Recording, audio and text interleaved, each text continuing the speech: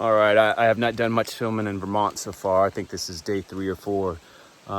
Really reminds me of the Pacific Northwest, just super wet. Got a lot of fir trees and different kind of scenery, but it's nice. Enjoying it, even the mud. But I'm coming across this bridge and this river right here. I wanted to take a quick video to upload to the YouTubes. See what we got.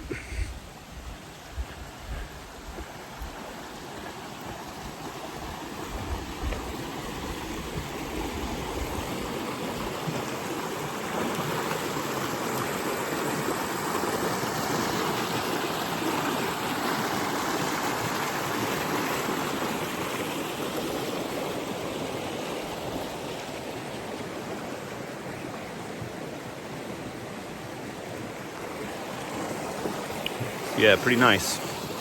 I don't know how much videoing I'll be doing today. It's supposed to really open up here later on, but Vermont has been good so far.